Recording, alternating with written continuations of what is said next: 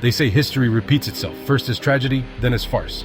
But what if it's repeating itself as something far, far worse? What if we're standing at the precipice of a global catastrophe fueled by a conflict you think you understand, but only know half the story?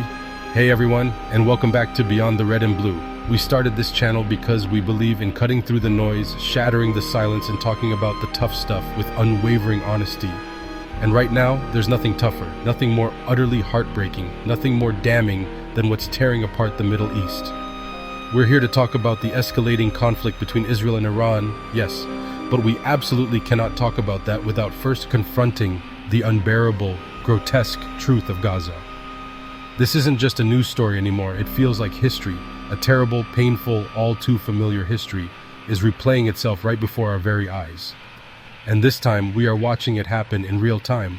We've all heard the stories, haven't we? Our parents, our grandparents, their voices heavy with the pain of the Holocaust, the crushing disappointment when they whisper, "Why wasn't anything done sooner?" The agonizing shame of knowing the world stood by, didn't speak loud enough, didn't act when it mattered most. And now it feels like our own children, just 5 or 10 years from now, are going to turn to us with that same bewildered, heartbroken question. Are we going to sit here, paralyzed by that same shame? Or are we finally going to rise up and declare, we saw it, we spoke up, we helped stop it? This isn't just about facts today, it's about a profound moral choice. And make no mistake, the US has a pivotal, undeniable, and frankly, shameful role to play if we continue on this path. This isn't about sides, this is about what's right. Let's be brutally blunt, let's be unapologetically truthful. Gaza, as we knew it, is almost entirely wiped off the map. It's not just damaged, it's been annihilated beyond recognition. We're talking about entire neighborhoods flattened, hospitals in ruins, schools reduced to dust. The civilian death toll now tragically soaring past 55,600 Palestinians by mid-June 2025, with over 129,000 more grievously injured.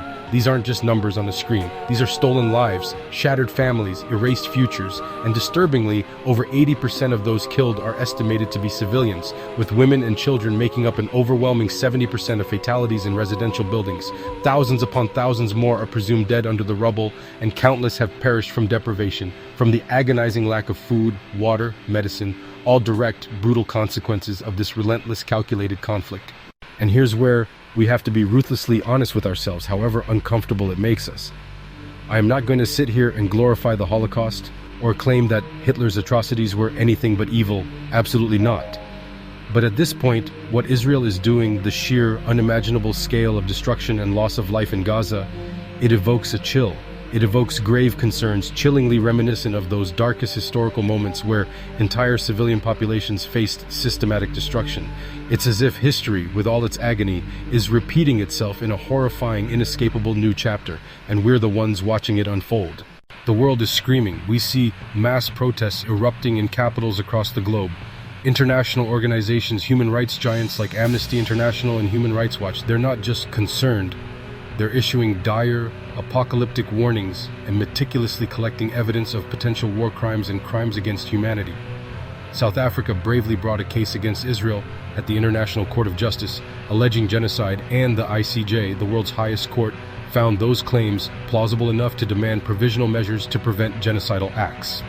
Just this past November, the prosecutor of the International Criminal Court formally sought arrest warrants for top Israeli leaders, including Prime Minister Benjamin Netanyahu, right alongside Hamas leaders, for alleged war crimes. These aren't just political squabbles. These are grave legal and moral accusations on the highest international stages. No amount of spin can change that. And yet, despite all this deafening outcry, what do we see? The US government, our government, seems to be paralyzed, worse, complicit, providing endless unconditional military aid, repeatedly vetoing UN ceasefire resolutions, at least 3 to date, and shamelessly shielding Israel from international scrutiny. It feels like the entire world is screaming for a ceasefire, for aid, for an end to the destruction, and Washington is just deaf. Absolutely, profoundly deaf. This is precisely why so many people feel this deep, burning sense of disappointment and betrayal. This is why the anger boils. Now, whenever someone dares to ask why Israel is doing this, What's their justification? What's the immediate, rehearsed, convenient answer? It's always October 7th, 2023. And yes, the October 7th attacks by Hamas were horrific, a brutal act of violence against Israeli civilians, and we acknowledge that pain and loss, that terror that killed 1,039 people, including 695 Israeli civilians and 36 children. And let's be unequivocally clear, targeting and taking civilian hostages, using civilians as human shields, and firing indiscriminate rockets by Hamas and other Palestinian militant groups are condemnable acts of terror, period. These actions have caused immense suffering to Israelis and have also had devastating consequences for the very Palestinian people they claim to represent. We name that evil, but what happens next? The conversation immediately slams shut there. No one, absolutely no one, wants to talk about anything that happened before that date. It's as if the past 70+ years of violence, displacement, and grinding oppression simply vanish from the narrative, erased as if they never existed. This is a lie by omission, and we're not falling for it. But these killings, this relentless conflict, this forced displacement, it did not begin with a single attack on October 7th. That is a manipulative distortion of history. Here's a truth we desperately need to remember. For centuries, Palestine was a place where Jews, Muslims, and Christians lived and mingled together, often as one community. A place rich with diverse cultures, shared histories, and intertwined lives. Palestinian civilization, in its various forms, has existed in that region since at least the 5th century BCE. This was a land with deep roots, not an empty space. What shattered that coexistence, what truly set the stage for today's tragedy, was the cynical involvement of colonial powers, particularly the British. With the Balfour Declaration in 1917, Britain essentially promised a land that wasn't theirs to give, claiming it as a national home for the Jewish people, without truly accounting for the indigenous population already living there. This act, born of colonial ambition, irrevocably changed everything. It laid the groundwork for a zero-sum game where borders started shifting and the beautiful mosaic of Palestine began to be systematically destroyed. And let's be clear about history. Israel, as a recognized state, wasn't proclaimed until midnight on May 14, 1948. It was recognized by the US that very day and by the UN in 1949. So, how then can Prime Minister Benjamin Netanyahu claim that this land can only be Israel, only for the Jewish people, when Palestine has existed for millennia and Israel's modern recognition is barely 77 years old? This is not ancient history. It is living memory for millions. This conflict continued through the brutal military occupation of the West Bank and Gaza in 1967, through decades of suffocating blockades, house demolitions, illegal land confiscations, and countless military operations and skirmishes that have claimed Palestinian lives year after agonizing year. Even in the West Bank, since October 7th, at least 905 Palestinians have been killed, including over 180 children, marking a horrific escalation even outside Gaza. And let's not forget the documented violence by Israeli settlers against Palestinians, which has escalated often unchecked and aims to dispossess them of land. We've seen repeated military assaults on Gaza in 2008-09, 2012, 2014, 2021, and before that, continuous grinding violence in the West Bank. Children growing up in Gaza have known nothing but multiple wars. Generations of Palestinians have known nothing but occupation, siege, and the constant chilling threat of violence, living as refugees or under military control in their own homeland. Their very lives have been strangled by restrictions on movement, access to basic resources, and the systematic, deliberate erosion of their fundamental human rights. These aren't isolated incidents, they are part of a continuous, brutal, systemic reality. This is not security, this is collective punishment. To willfully ignore this 70-year history, this millennia-long history, and pretend as if October 7th was the beginning is to fundamentally misunderstand the conflict, to erase Palestinian suffering, and to morally justify actions that have led to the current unimaginable catastrophe. It's not just an oversight, it's a deliberate, calculated act of historical amnesia, a perpetuation of a dangerous lie.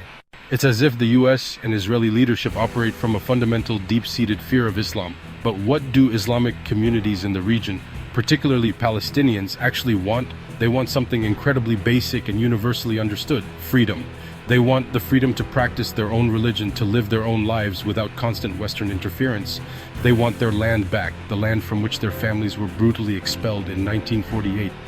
The land that continues to be stolen for illegal settlements in the West Bank, land that has been under a suffocating occupation for decades. And most importantly, they want to be left alone, to have self-determination, to live in peace and security, free from occupation, from siege, and from relentless military assault, just as anyone would want for their own homeland, for their own identity, after centuries of shared existence. Why is that so revolutionary? Why is that so incredibly difficult to concede?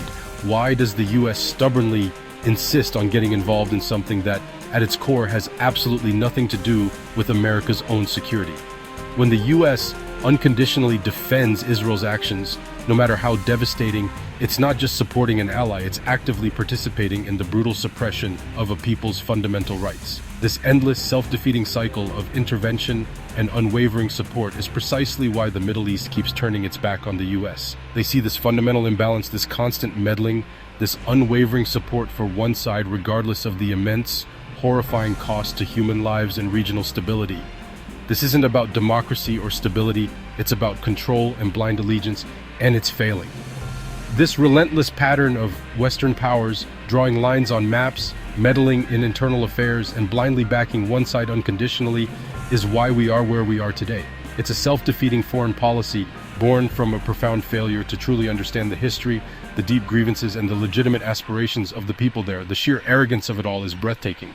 And now, just when the world's attention was agonizingly beginning to turn to the unspeakable horror in Gaza, this new war between Israel and Iran erupts. It's a terrifying, calculated shift. Suddenly, no one is talking about the genocide allegations in Gaza anymore.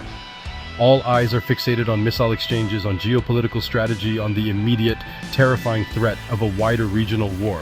It's almost as if it's a dangerous, deliberate diversion, pulling focus, pulling attention away from the horrific reality still unfolding hour by hour in Gaza. Make no mistake, this is a calculated move to shift the narrative. And let's talk about the architects of this escalation. For decades, Benjamin Netanyahu has been one of the loudest, most aggressive voices pushing for a direct confrontation with Iran. Reports show he's been warning of an imminent Iranian nuclear threat and advocating for strikes since as far back as 1992.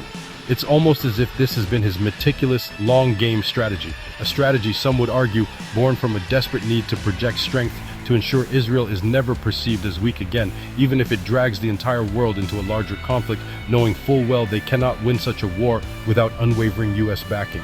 This may explain why his government seems to be doing everything they can to pull the US into a regional conflagration. But what is the basis for these claims about Iran's nuclear ambitions? According to a recent report from Al Arabiya English, a former Iranian nuclear negotiator stated definitively, "There is no proof Iran seeks nukes." Tragically, just a week or two after making this statement, that same negotiator was allegedly beheaded by Israel, an act that, if confirmed, raises chilling questions about the silencing of dissenting voices and the true motivations behind the escalating conflict. This is the level of ruthlessness we are dealing with. And who jumps right into the middle of it, further destabilizing everything? Donald Trump. His return to the scene, his dangerous rhetoric, it's not just unhelpful, it's pouring gasoline on a raging fire. He pulled the US out of the Iran nuclear deal in 2018, dismantling a crucial diplomatic mechanism that, whatever its flaws, at least contained Iran's nuclear program and provided a channel for dialogue.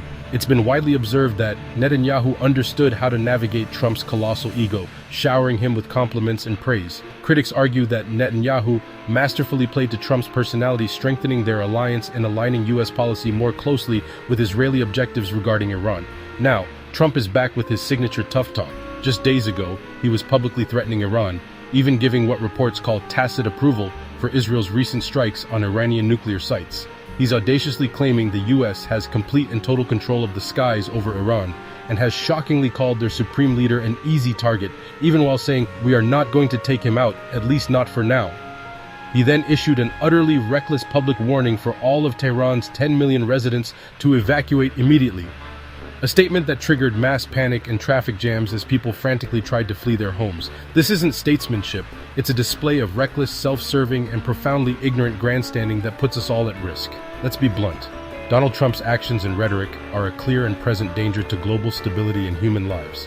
His history of undermining diplomatic efforts, his volatile pronouncements, and his apparent willingness to push the world to the brink for perceived political gain are not just errors in judgment. They are a pattern of behavior that demands accountability. This isn't partisan politics. This is about safeguarding the future. Congressman Sri Thanadar recently introduced articles of impeachment against Donald Trump, citing sweeping abuse of power, flagrant violations of the Constitution, and acts of tyranny that undermine American democracy and threaten the rule of law. Other House resolutions like H.R.E.S. 415 by Congressman Al Green have also recently been introduced. Organizations like Impeach Trump Again are gaining massive public support, detailing how his continued actions, even after leaving office, weren't such a serious constitutional remedy. We are beyond the point of debate on whether he is fit for any position of power. This man needs to be impeached, and he needs to be barred from ever holding office again for the safety of this nation and the world. And let's be equally clear, Iran's actions are far from blameless.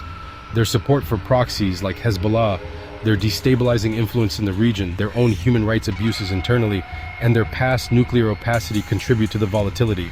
These actions are condemned by the international community and further endanger an already fragile region. But the US has consistently chosen to escalate, not de-escalate, when it comes to Iran. This kind of meddling, this aggressive stance, it doesn't just fuel the fire, it ignites a powder keg. It reinforces the perception that the US will always back Israel, even if it means destabilizing the entire region and dragging everyone closer to a catastrophic, unthinkable conflict. The Middle East has every right to feel that the US keeps involving itself in conflicts it should absolutely stay out of, and its blind, unwavering defense of Israel no matter what is making things worse, infinitely worse, not better. The world sees this for what it is. Countries from every corner of the globe are sounding the alarm, screaming that this is a colossal mistake. Even traditionally influential leaders, such as Russia's Vladimir Putin, have issued stark, chilling warnings against US military intervention, emphasizing that a wider war would have truly unpredictable and utterly devastating consequences. And still, the US government plows ahead, deaf to reason, blind to the true cost.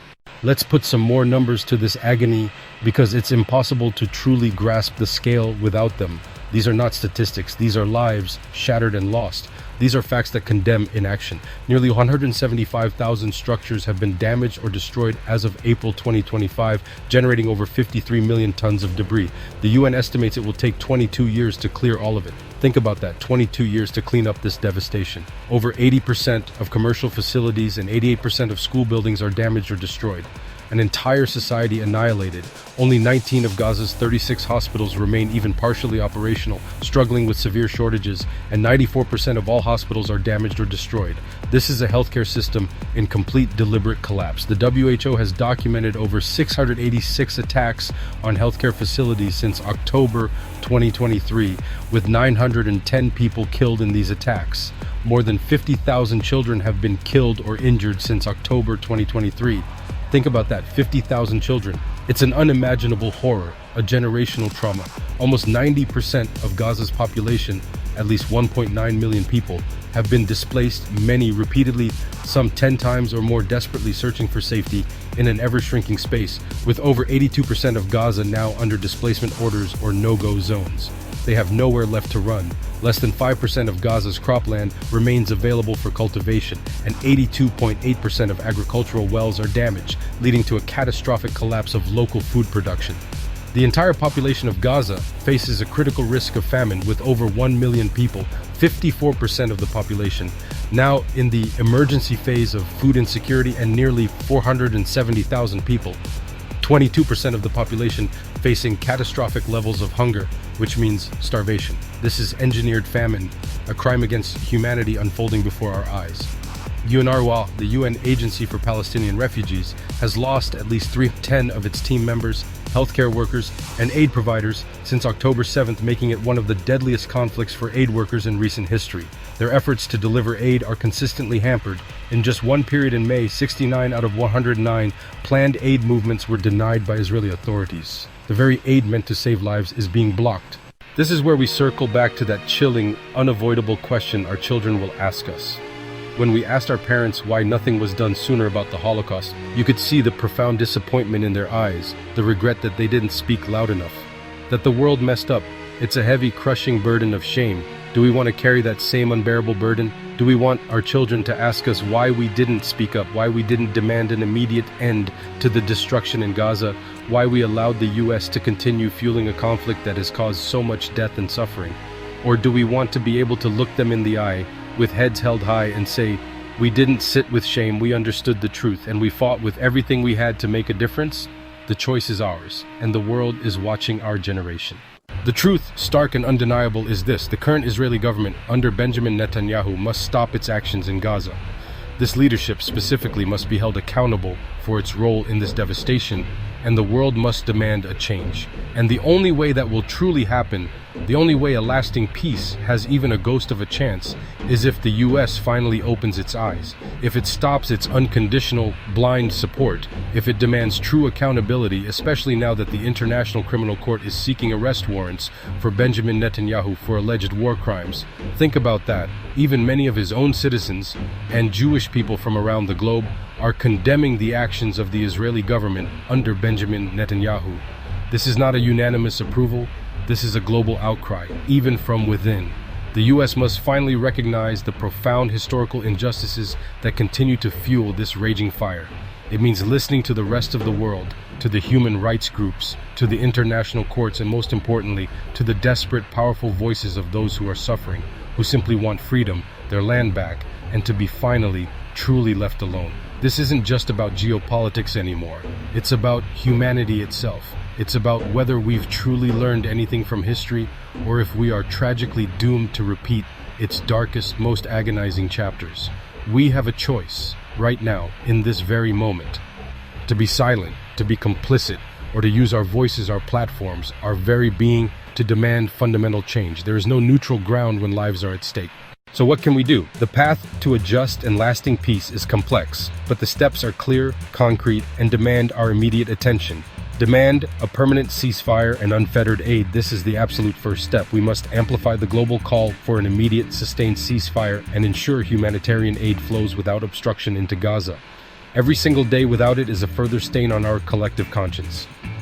Pressure your elected officials, write emails, make phone calls, join peaceful protests, demand that your government halt military aid that fuels this destruction, and unequivocally apply diplomatic pressure for a just resolution. Insist on adherence to international law and human rights, no exceptions, no excuses. Our votes and our voices do matter, and we must make them heard. Support organizations on the ground. Research and donate to reputable humanitarian and human rights organizations working directly in Gaza and the West Bank, providing aid, documenting abuses, and advocating for justice. Groups like PCRF, Oxfam, Doctors Without Borders, and Amnesty International are doing vital, life-saving work. Educate yourself and others. Counter misinformation relentlessly. Seek out diverse perspectives, especially from Palestinian voices and independent journalists who are risking everything to tell the truth. Share accurate, well-researched information. Understanding the full, brutal historical context is crucial for empathy and informed action. Advocate for a just political solution. While the path is challenging, the international consensus on a two-state solution based on the 1967 borders with East Jerusalem as the capital of Palestine remains the most viable framework for mutual recognition and security for both peoples. We must advocate for meaningful negotiations that prioritize self-determination for Palestinians and security for Israelis, ensuring equal rights and dignity for all. At Beyond the Red and Blue, we are not going to be silent. We're going to keep pushing for the truth, for understanding, and for urgent, decisive action. We hope you'll join us. Share this video, talk about it, question everything. Let's make sure that when our children look into our eyes, we can proudly, unequivocally say, we didn't sit with shame. We didn't avert our gaze. We stood up. We were on the side of peace and justice. We were on the side of humanity, and we fought like hell for it. This is Beyond the Red and Blue. I'll see you on the next one.